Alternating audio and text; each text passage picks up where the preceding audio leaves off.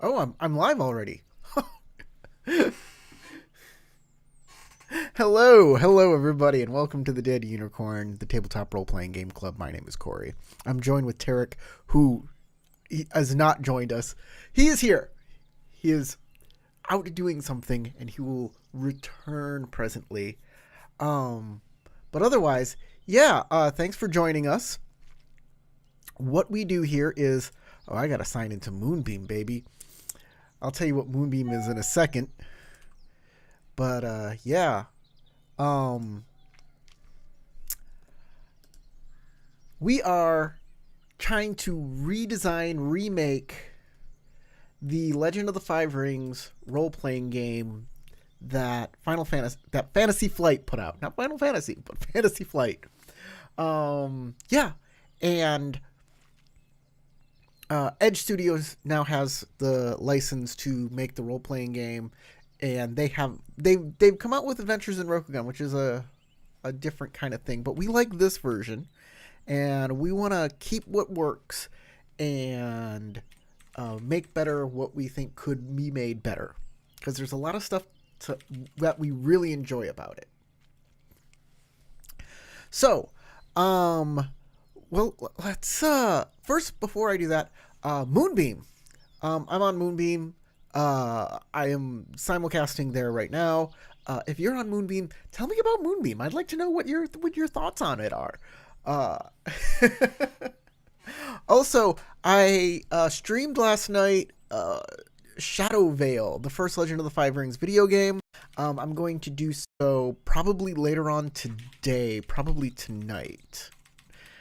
So, I just read that. Wait, Final Fantasy didn't make L5R? Drops material, like just throws you all your material. None of these fit in my katana. Thanks, Wargiz, for joining us. What are we?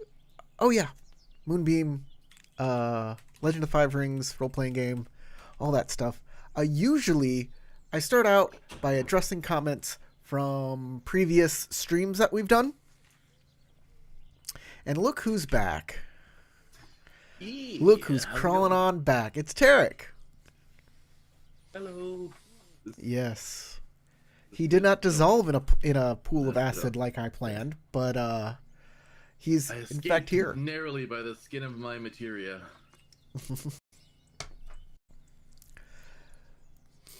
So let's check out first our poll, because we put together a poll last week that was like, hey, we want to figure out what's the best term to use for the incapacitated condition. If you don't remember, the incapacitated condition is what happens when you have more fatigue than your endurance. Incapacitated does not mean that you are unconscious or cannot take actions. What it means is that you cannot take actions that require dice rolling. That's all. And everybody's confused about this condition, right? Right, Tarek? Yeah. Especially it's a very confusing condition. Especially just starting out. It can be very confusing. So we asked what we should rename it. And I put down several options.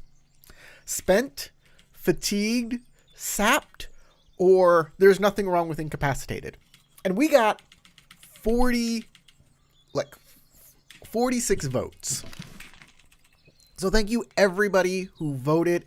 I am so happy. We got some really great data from this. Lots of people spoke their mind, and I'm super happy. First, the two comments. First, Chibi Potato says, I quite like incapacitated because while the common idea of being incapacitated is, being knocked unconscious, the actual meaning is just being sapped of strength. Well, there's that word sapped.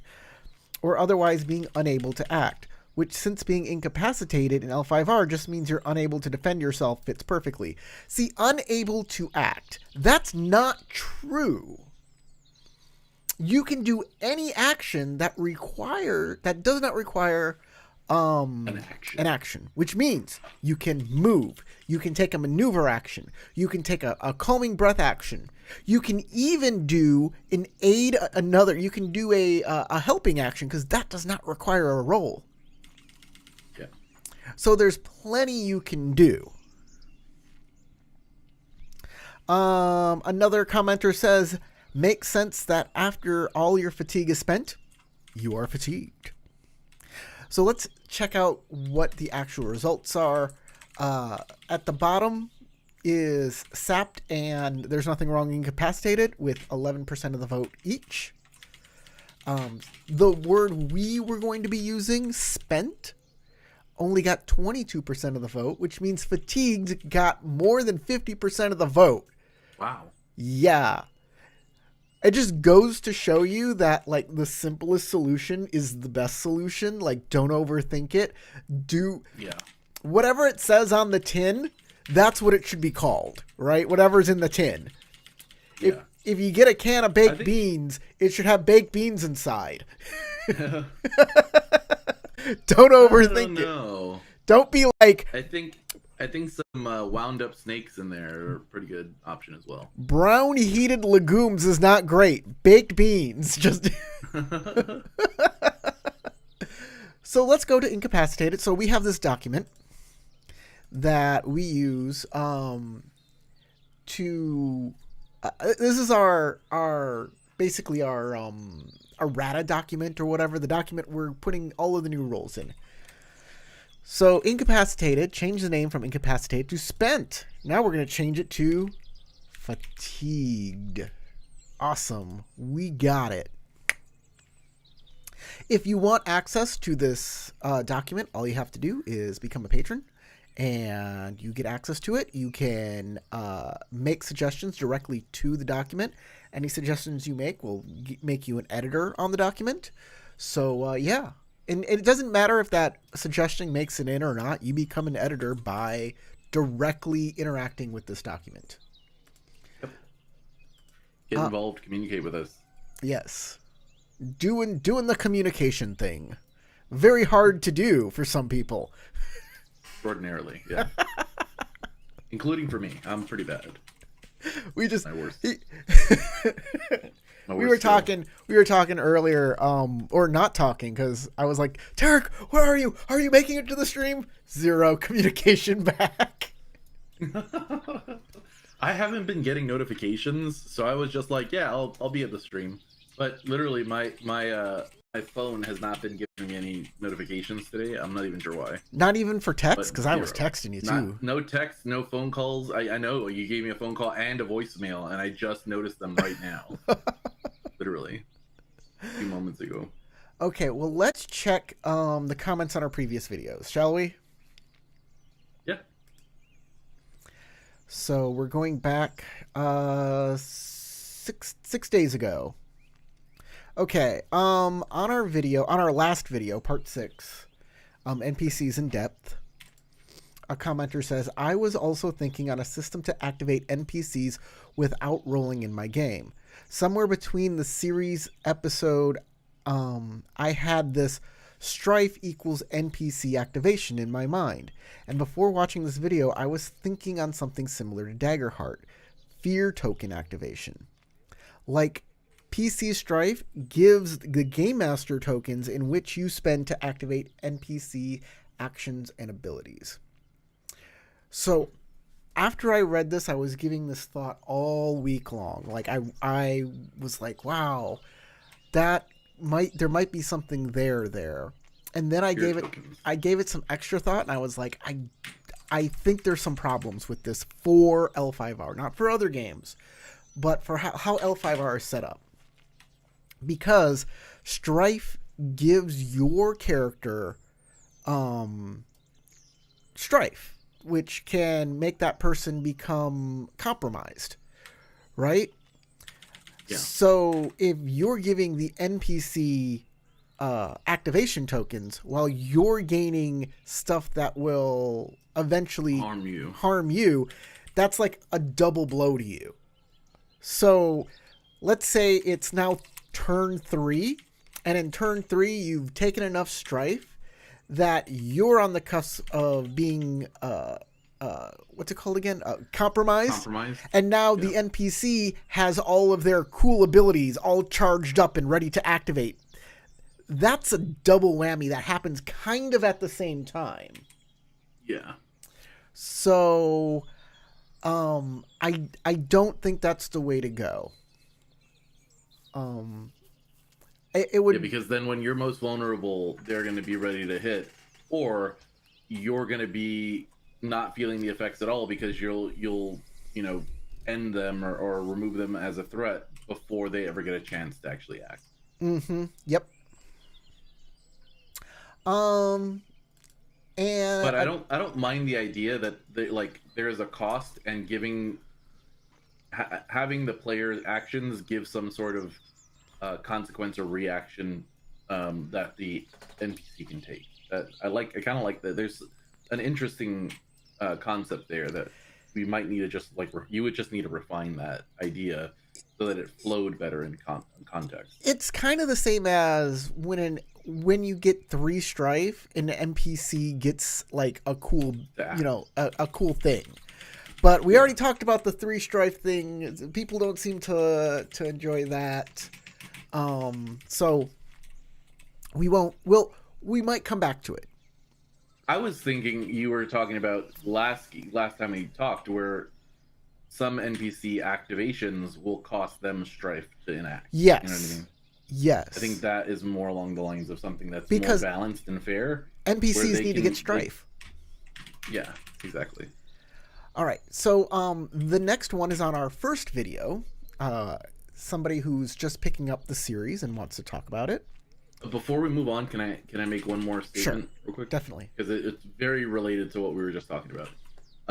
The only problem I have with the giving strife and fatigue to NPCs, fatigue isn't as bad because there's a very clearly defined like consequence to exceeding fatigue or exceeding your endurance with fatigue that can apply to both NPCs and PCs. But if a NPC is compromised, what does that really do when they don't roll dice? Um, So there might need to be a shift in dichotomy on how that interaction I works. think that they can no longer use any abilities that require either The fatigue expenditure of or strife. strife to activate. Oh, They okay, can't activate anything anymore once they're compromised. I think that's the way to interesting. go. That would be interesting, but we need to add that to the like We do. We do. condition itself. Yeah. Okay. Disclaimer. Well, you can add it right now. If you're on Good. the thing, you're an editor. So he says, our next guy, first video that we ever did.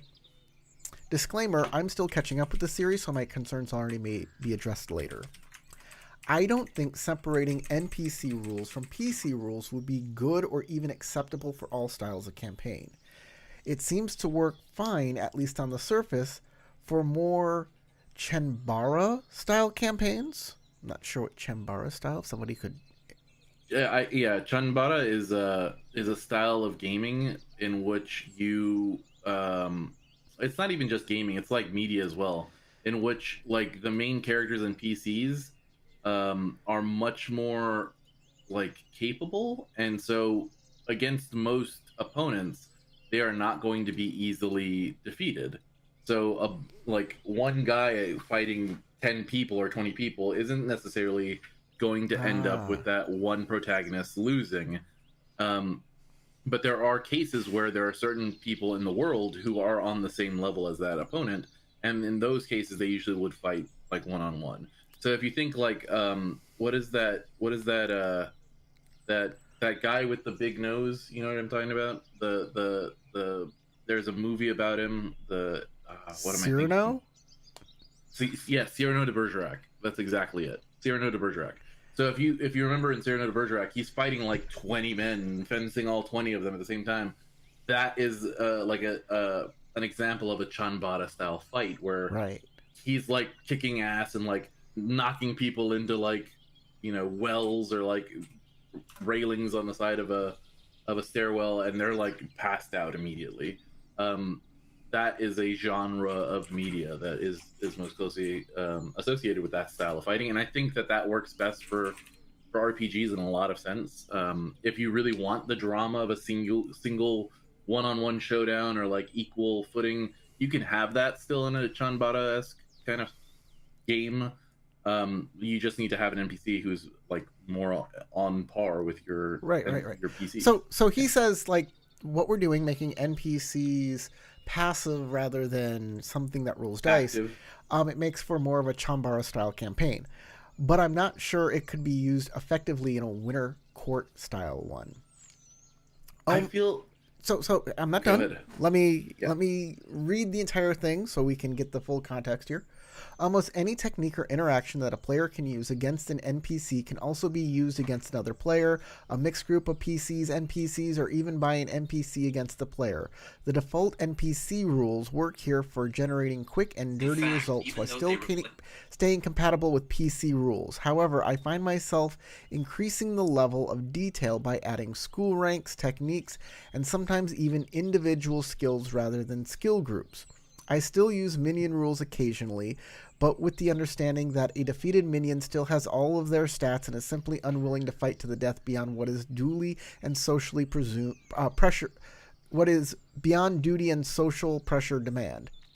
I am concerned that fully separating PCs and NPCs would snowball into creating an entirely new system rather than updating the current one, which really needs to happen.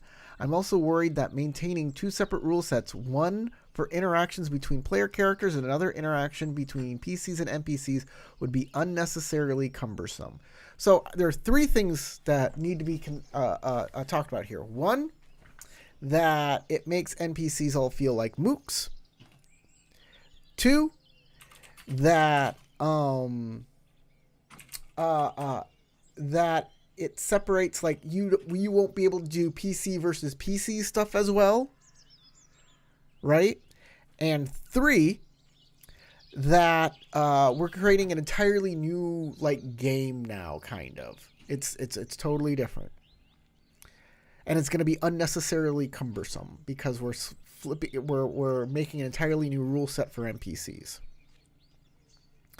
So on the first concern, one of the reasons I kind of changed NPCs in the first place is because right now I can't find something to make a really good, like, it's really, really hard to balance for PCs in this encounters in this game. Like, either in my games, either you guys are steamrolling over everything, or I've made it too powerful and it just destroys you instantly. There's no in between there. There's no place where it feels like, I don't know, you tell me, because that's the feeling I get as the game master. I think, like, a perfect example of this is that if you want an NPC to feel meaningful in the current edition, they have to have skills and stats and techniques that far exceed what a singular player character can not only can match up with, but could ever actually feasibly achieve in the scope of the game. You look at the game, you look at game books in this edition, and it says, in the main book, you can't exceed rings of 6, or I'm sorry, rings of 5. And then you have NPCs with 6 and 7s and rings, because I guess that's the only way to make it a true challenge for PCs to go up against them. Yeah, exactly. And that makes it feel horribly unbalanced, because they are, I think the mentality they came into with NPCs was, this isn't supposed to be an NPC versus a PC, it's supposed to be an NPC versus a group of PCs. Regardless of whether that group of, and the like, unit cohesion of that group makes sense for going up against that NPC, right? Like, you could have a group of Bushi trying to do a courtier thing with a courtier, and that courtier is going to run the floor with them every single time, which, right, makes sense, sure. But because of the way their stats are, if they attack that courtier may also run the floor with them in combat because their stats are so high to accommodate their political ability, right? The rings are going to be so outmatching the players, and they're going to be keeping so many more dice, that there's a good chance that if they stay on the rings that they're, focused on, they're just going to be able to do whatever they want. So it doesn't keep, like, a consistency there. And as a result, we're trying to find something that will make the game feel like it is always going to be consistent when the NPCs go. Because you can give them lowered stats that, are on par with the level of characters you're dealing with. and also give them these abilities where it's not such a like competition between the NPCs and the players. And at the end of the day, like we said in that other game or that other video, when an NPC takes an action, it doesn't necessarily matter what the rules of that action are unless it's directly in competition with the PC, and in which case you don't want to take agency away from the PC by saying we're going to do some like weird contested role. If it's NPC versus NPC, just make that happen. Like, you're the GM, you can determine that. You don't need to roll dice behind your screen to see if your NPCs are doing the things that they want to do. Just have it happen. And make a dramatic scene, describe what happens, and make the result of that matter to the story, not the randomness of the dice. And matter to your players, right? And then if it's PC to NPC, then it becomes a competition, but let the PC have the agency of resisting or reacting to it. If the action, if the PC does not care about the action that the NPC is taking, it doesn't matter if there's a die roll at all to be concerned about. And if there is concern from the player about the NPC action, then they can take action to try to stifle it, and that's where their dice roll comes in to challenge that NPC. And if you have a mixed group of NPCs and PCs, well, you still get to determine what happens to the NPCs. If the PCs are convinced, but the NPCs are like, I have some suspicions, then you can still roll with that as your story, because that you're the storyteller. You're the one in control of all of those characters. So it does, like, mixed group, I don't think it really necessarily matters as long as the PCs still get the ability, that they get the agency to interact with that situation however their character would choose to do so. Dark Folklore, I see your chat, and I'm going to address it after we finish with this one comment that we're doing right here, because the last concern is this is becoming too cumbersome or a different thing altogether, because we're flipping NPCs into being a more passive thing, and that is actually a concern of mine. Yeah, that is actually. I mean, we're now like, now compromise works different for NPC. It does seem like NPCs are working on a totally different rule set than PCs. I kind of don't mind that. I think now game masters have their own separate rules, and the PCs have their own rules, and Yeah, and it becomes more about focusing on, like, the GM has to know more. That's for sure. The GM has to know a little bit more. But there are more defined rules where they don't have to just improv in the middle, right? Which is the problem we have right now in L5R, Final Fantasy Flight Edition. You're doing it again. I did it. I did it. Now you're doing it. Bring it in. Bring the materia. Yeah, so in this current edition, NPCs work really poorly. So how do we make that feel better without changing existing rules and creating a new system that gives a more hierarchical or like rigid role and rules to do that, right? And so sometimes you have to get a little bit more granular, and I think that the rules we're adding, while there are more rules to learn, they're still very streamlined, and I don't think that they're overly cumbersome. If they become overly cumbersome, then we got to change it, right? And that's where like player feedback and user feedback is going to come in to help. But yeah, I think if we don't change it, then there's still a problem here, right? Mm-hmm. So you should pick your poison. Do you want to improv that on the fly and try to deal with the balancing issues and stuff like that in your games, or would you prefer to have a set of rules that kind of slims that down, but you have to learn those new rules? That's so I think we're on the right track. I don't think that we've gone out of bounds, at least not yet. But this comment is a great comment. I agree. Like, it makes us reevaluate what we're doing. I think, like, this is stuff we very much fret over. At least I do. Same. No, So, like, you want to make it something that's going to be enjoyable for everybody, and if the rules we implement just make it a really painful experience for a GM, then we've kind of failed. Yeah, we you know failed what a lot. Yeah. So thank you. Keep them coming. I think we're gonna stay the course for right now. I mean, keep us honest. Yeah. So I want to go to what Dark Folklore was talking about for the first comment. I think this was about the first comment for using Strife as GM tokens to activate abilities. Mm-hmm. What if NPCs can use opportunities and gain the Strife on the dice that the PC rolled and kept to resist the NPC's attack ability? The PC wants to get successes to negate negative effects. Thus, the GM still doesn't have to roll. All rolling is done by the players, but the NPC can now gain Strife, etc. So that's exactly what we put in. We put in up here under example opportunities. We have one that is opportunity plus. Give another character in the scene 1 Strife or 2 if you're on fire stance per opportunity spent. So a PC can just be like, I have this much opportunity. You get, I'm spending them to give you the Strife that I want you to have. And if you're capable of doing that with the compromise condition that we just kind of defined, you would effectively be able to kind of like stifle their ability to do anything effectively in that encounter, whatever it might be. They can you really piss off the magistrate that's trying to grill you. Well, guess what? Now they're not as effective as a interrogator or something. They can still unmask though.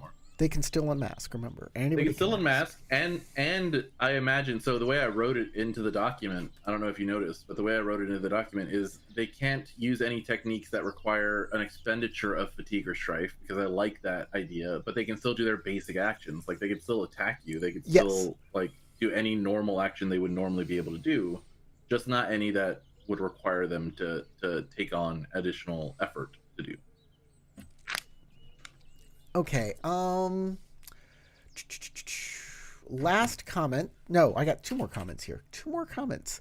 This one is on part 4, where we go ahead and revise conditions. I don't think you should change the strike action. Instead of a successful strike missing, it should connect in a way that doesn't harm the opponent significantly, such as hitting their armor, for example, or would force the enemy to either dodge or parry in a manner which they expend themselves. In other words, change how you narrate it. The narration would... See, this is how it actually is described in the book, but let's keep going. The narration would depend on the weapon being used and the character's playstyle. It's not a problem with actions, rather than the action is poorly worded. There are many things, as are many things in this book.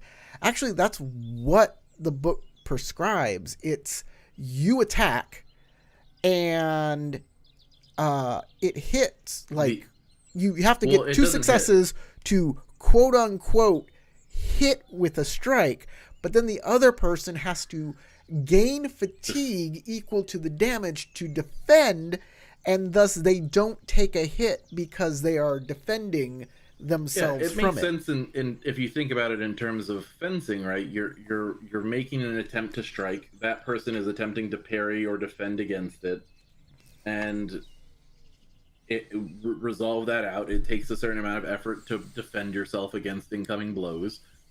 And then once you have like weakened that person so they no longer can put up an effective defense against your blows, then your hit will actually connect with their body, and that will do damage, right? And there's your critical strike. But the terminology is just so all over the place that it's hard to rationalize what you're actually doing. So I don't think the idea behind it is bad. I don't think that you joining the fight and attempting to make a hit on another person and then describing that you take fatigue to fend it off is bad. That at its core, that's actually what hit points are, right? Yeah. But in most games, yeah, that's exactly what hit points are. But it doesn't feel right. It doesn't, like, if I rolled a strike and I make the TN, that should successfully strike, right? And Now that doesn't hit? What just happened there? Why didn't I hit? I will say this might also be some bias from our previous gaming experiences, because in old L5R, you rolled against the TN, and that TN was set by your opponent, right? If they had the defense skill, then it was 5 times their defense or whatever, 5 times their air ring base, and then adding modifiers or whatever. And you make an attack, you hit, and you hit flesh. Like, you don't just like get parried away. You hit flesh, they took wounds, and we kept track of all that on a hit point tracker and all this stuff.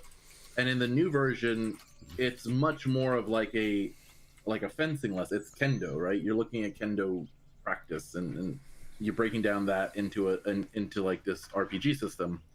But we might have this bias of like, if I hit because I'm doing damage to you, right? Well, because everybody has that bias to just. Well, yeah, I know, but like the terminology is what gives us that, it triggers that bias. Exactly. That's right? why we want to. And That's why we want to change the terms. That's exactly why the terms are the problem. So if we shift that terminology around, then it's not going to trigger the same idea in anybody's mind of like, oh, I hit somebody, they should be taking actual physical wounds, and like I should be doing critical strikes just by hitting, because I struck and I hit. Why am I not doing like actual damage to the person? So yeah, I agree. It's a problem with terminology.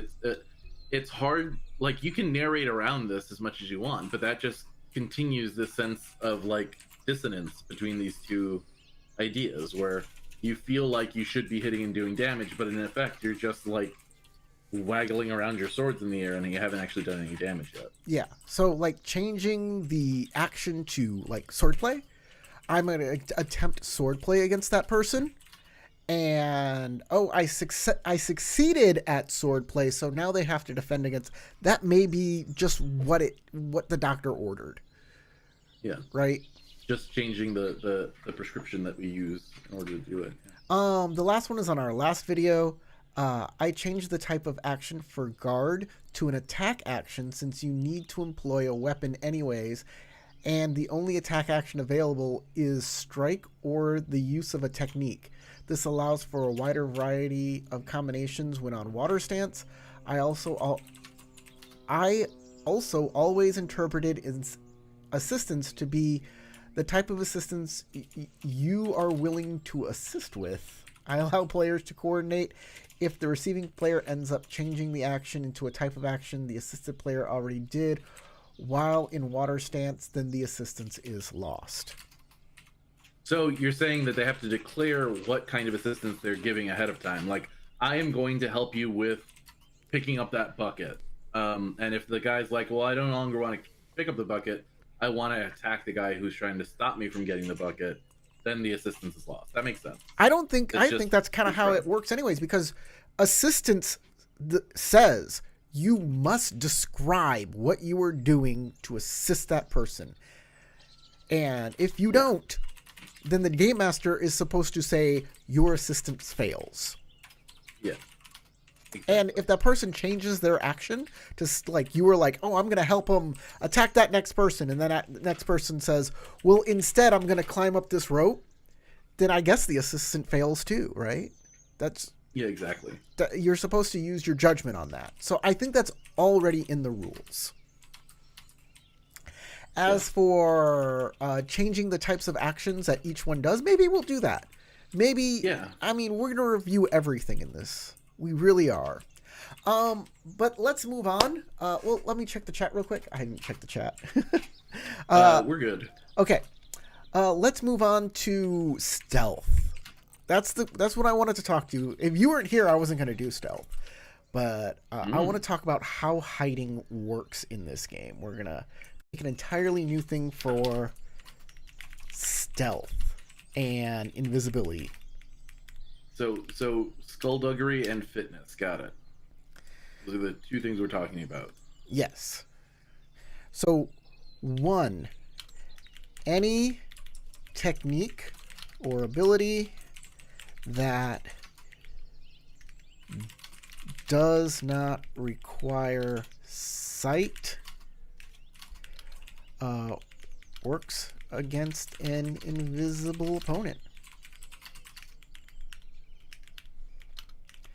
This includes area of effect or sound-based attacks such as taunts. Right? That's the first thing we want to happen. That's the fairest thing. Because there's nothing like that in the rules right now. Nothing. Yeah. 2. So let's review how stealth works in the game right now. If you have stealth, if you are invisible to your opponent, you can't be targeted. Nothing can happen to you. You're safe. You're safe. It's the only way you can be safe. You Yeah. have to walk around with a bucket over your head, and then nobody can see you, and so you're effectively safe. We've had this in the game, and it's caused super duper problems. Yeah. For example, obscuring terrain, because we were doing terrain, and under obscuring terrain, it says if you are like two spaces away. You have to be 2 spaces away in order to see a person. Yes. You have to be within that two space range.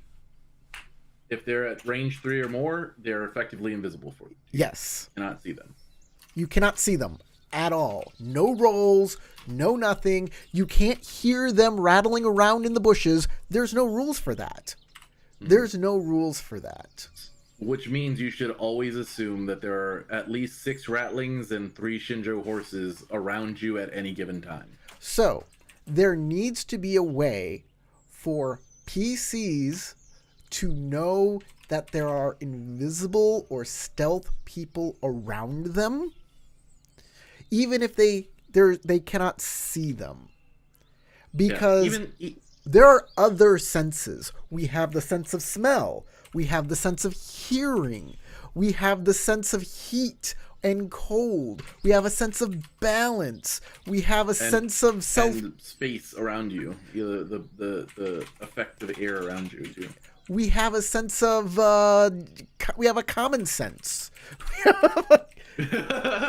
Some of us. I would also like to say in terms of this, like even the spells that talk about invisibility do not like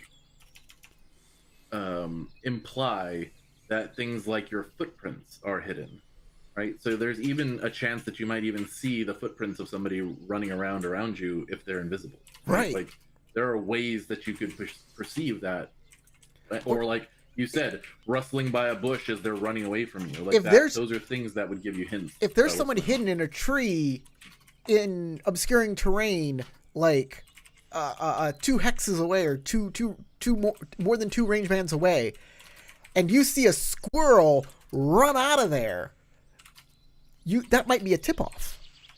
Exactly. Right? But there's no rules for that. Nothing for that. You're just, no one can see you, thus you cannot be targeted. You know, it's not great. It really isn't. So we need to make a way that people can understand that there's someone around, rather than, like, the first thing is, of course, vigilance. If someone rolled stealth and it's higher than their vigilance, then they can't be seen. Yeah, which is, then they're effectively hidden against you until they do something that would draw their attention. But you don't even need to roll vigilance if you're in obscuring terrain. You're just invisible. Invisible. So then I would say there has to be some kind of basic value to your stationary attempt to hide if you're in obscuring terrain or if you're invisible. So right? this is what I'm gonna say, because we do have vigilance, right? And that's good for just like passive awareness. Lookouts and stuff. There's no perception in this game either, so like the only thing you got is vigilance. That is your perception basically. So now usually NPCs roll above your vigilance, but NPCs aren't rolling anymore, right? Yeah. So what we're going to do instead is I just think that an NPC that has a higher like stealth rating, a higher Skullduggery. just if they're above their vigilance, then passively they're always going to stealth against you.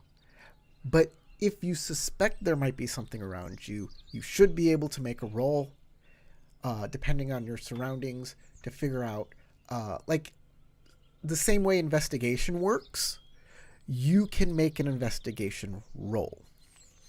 So there isn't an investigation skill, but I wouldn't mind the idea of using your vigilance ability with a ring and making that your investigation Exactly. So your vigilance becomes your skill, and your ring becomes your and you use your approach. ring. Yes. Yeah. I like this idea. Right? So it's vigilance, or you can make a to detect a person around you. Make a vigilance roll Plus approach. Yeah. where vigilance is your replaces your skill.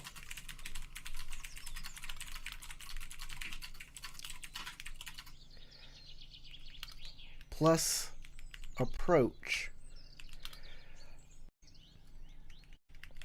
against their stealth rating, whatever that is. Yeah.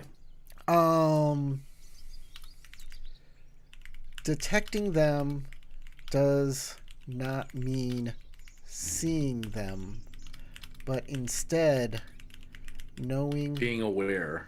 knowing a direction they are, Likely. knowing a direction they are at. If using a hex map,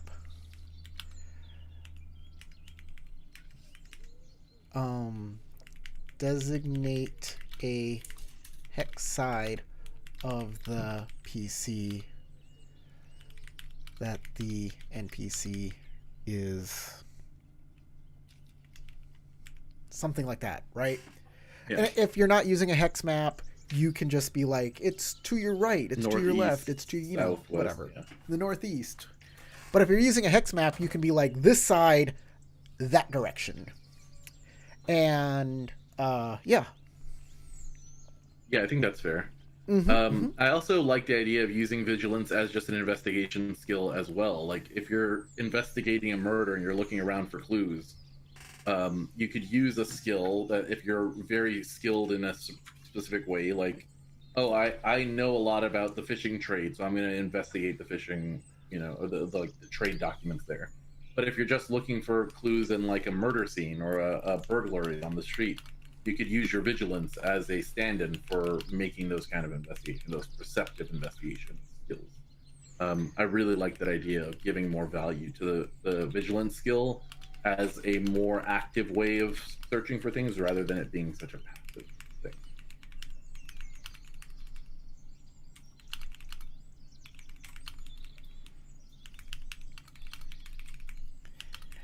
In the forest,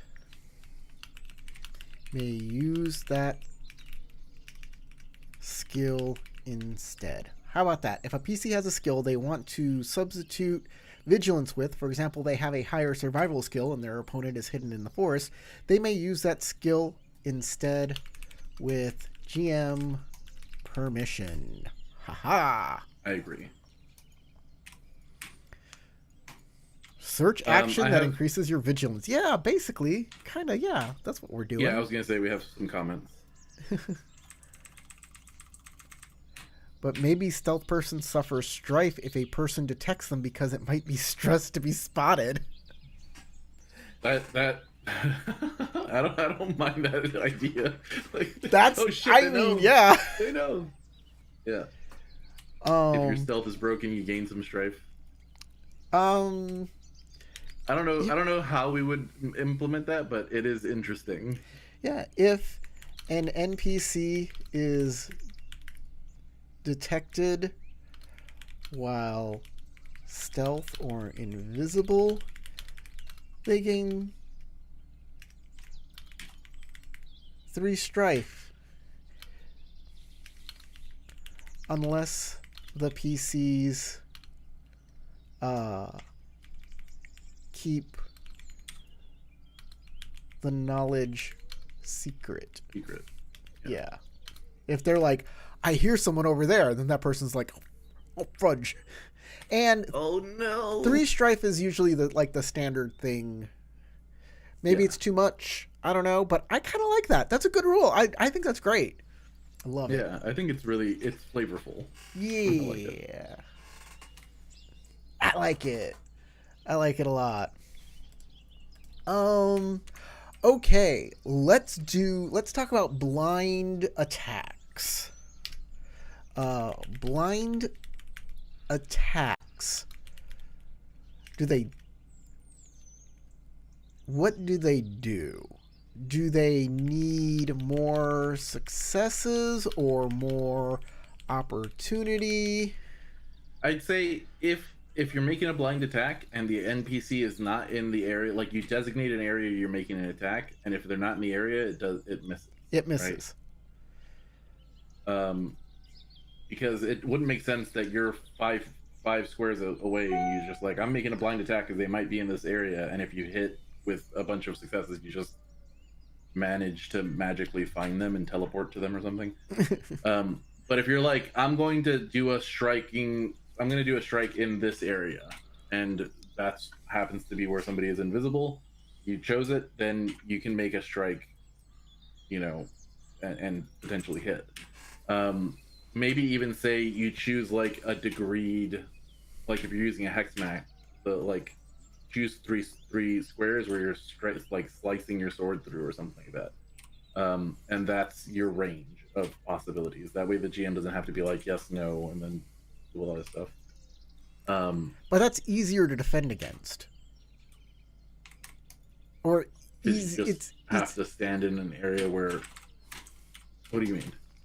So if I'm just like, oh, I'm gonna like swing wildly and stuff, that's much harder and much easier for an opponent to just kind of step out of the way of. So so you can give them a higher TN to hit for sure. I mean, is it a tire? Do I need more successes? Does the attacker need more successes? Do they need more opportunity, or do they get less fatigue if it's there? And if they take fatigue, do the players get to know that their opponent took fatigue to defend? I mean, defending is also parrying, so I think so. They become aware of the resistance, yeah. So I would do more like it's a higher either it's a higher TN to hit, or you need an opportunity to go. Yeah, I think opportunities definitely fit here to try to aim for using all your senses and trying to aim for a strike where you think somebody's going to be, or think somebody is. But it might also have a higher TN as well. Maybe the TN instead of 3 to hit a invisible target, or instead of 2 is 3 to hit an invisible target, like obscuring terrain. You know what I mean? Right. Raises the TN by 1, and then in order to actually be able to do that effectively, you need to be able to keep 2 opportunity or something like that. Okay, so blind attacks must be targeted to a specific area or range band. A specific area. Yeah. Because also range the blind firing of a let's talk about the blind firing of an arrow. If the NPC is not in that area, the attack auto misses. If they are, the TN is increased by 1, and the PC must spend 2 opportunity to hit. Okay, so let's rationalize this for a second. Um, if I am the PC and you have hidden your NPC, but they move through a bush and my perception picked up on it and I know the direction they are in, right? Let's say they are 4 tiles away from me, 4 tiles to the right of me, right? That's where I heard the motion, the noise. So I say, I'm targeting that area, that direction. I'm moving 3 range bands and I'm targeting that direction and I'm gonna strike. Then I have to hit a TN of 3 to hit that person if they are in the square that the area that I actually targeted. If I succeed and I spend 2 opportunities, then I land my hit. Does that seem fair? I just think Jasmine gave me the best idea. Maybe the stealth person gets to choose to have their vigilance as the TN the attacker needs to hit. So vigilance will probably bring their TN down since we're using rings, but this is what we need to do. There's a bunch of techniques that say you need to hit their vigilance. You need to spend a number of opportunity equal to their vigilance to do a thing like disarm. I think That's a really good point. if they are the so we're not going to increase the TN. You get 2 successes, you get 2 successes, you can even add more bonus successes to extra damage, all of that.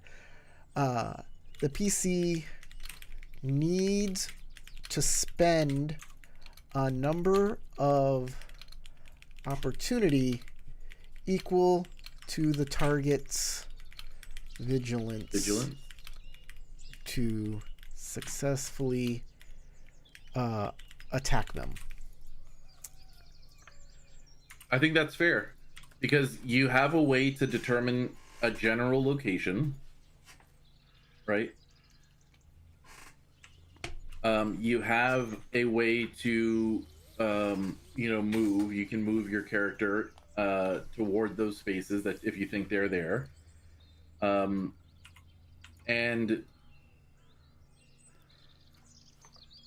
making it based on the opponent's vigilance means that they like how aware are they of the incoming attack and how easily can they identify and move away from it because they have the benefit of not fully being spotted yet.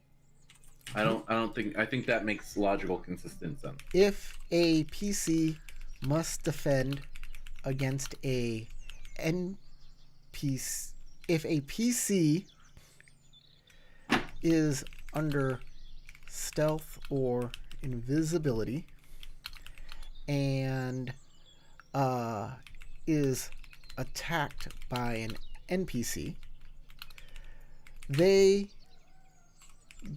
get the consequence, or they may negate the because they just have to defend, right? Against it, but they should get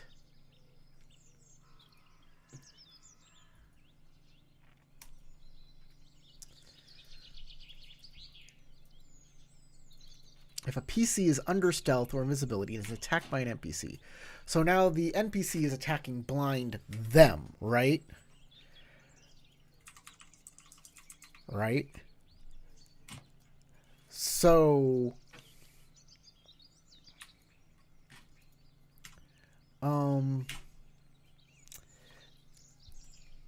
they may negate the attack by spending opportunity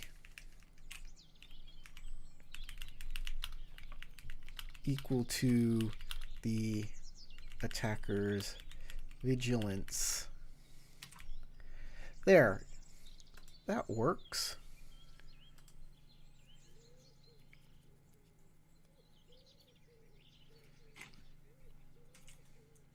If the PC is under stealth or invisibility is attacked by the NPC, they may negate the attack by spending opportunity equal to... that way, if you don't make the TN, you can still use opportunity to get out of the way. a PC under stealth has been attacked by an NPC, they may negate the attack by spending opportunity equal to the attacker's vigilance.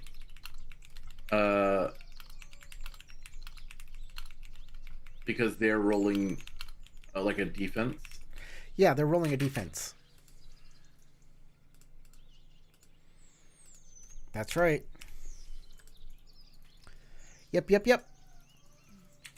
Or you could just say, I guess this makes sense. Because how do they succeed at the defense? They succeed by rolling a defense that. Yeah, so the NPC is attacking with let's say the NPC is attacking with their Earth Ring. Their Earth Ring is 3, and then the player needs to defend. They need to make a defense roll at TN3. They make a TN2, but they have 3 opportunity. They spend those 3 opportunity to hopefully get that person's vigilance. They do, and they still negate the attack. So either they get the reason why I ask is because I feel like that changes the function of the fatigue endurance system. Because if you're taking a more active defense, then that is your defense roll, right? Not fatigue. So in this case, would they just... I feel like the answer to this one might be make a skullduggery check with a TN equal to the attacking opponent's vigilance. It can... I mean, it doesn't matter what skill they use. It's still the same kind of thing. Yeah. Right? Well, because... Yeah, I guess. We can discuss it. Use skullduggery as their defense skill. That's fine by me. Makes sense to me. Because remember, in under combat up here on the page, the page we just did, the page before this, it says if an NPC attacks, the player makes a defense roll against it based on their stance and skill. Failure means they take damage/fatigue and have to mitigate consequences like critical strike. So if an NPC attacks a PC and zeroes in on them, the PC still has to defend. But they also get some cool bennies by being invisible. Yeah, that's fair. Right? So now here's a question. Anybody who's attacked unawares, they can't defend, can they? Does that automatically make it a critical hit? Is that fair? Is that fun? I don't know. The way ninjutsu works right now, it would not imply that they do. Right?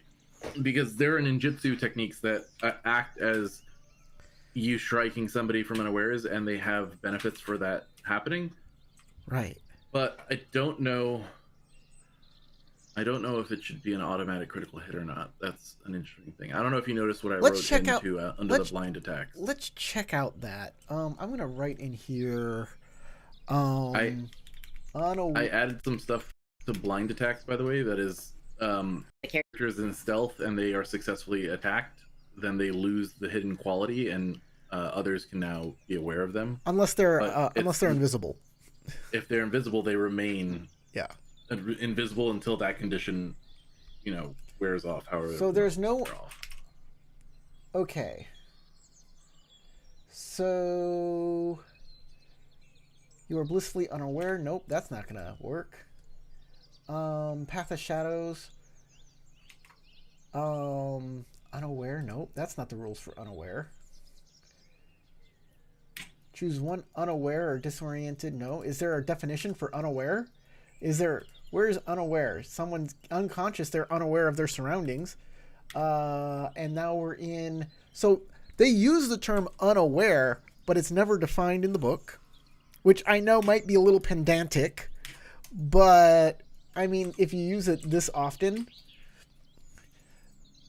So, let's look up... Maybe check Quartz of Stone. Act stealthily or subtly.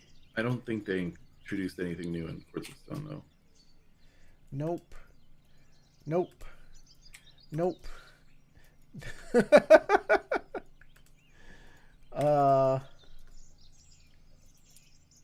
Sleight of hand, stealth.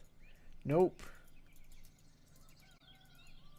Man, it just sucks.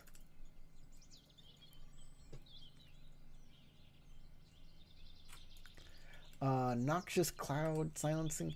Like, there's no rules. This is infuriating that there's no rules for striking an unaware opponent, being invisible, being stealthed. No rules in this book for any of that.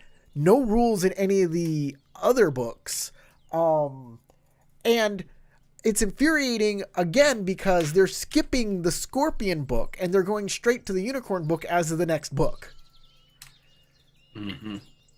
Because we have a book for Crab, a book for Crane, a book for Phoenix, a book for Lion, a book for Dragon, right? And the only other two clans left are Scorpion and Unicorn, right? Yeah. And they've skipping Scorpion and going straight to Unicorn. Scorpion.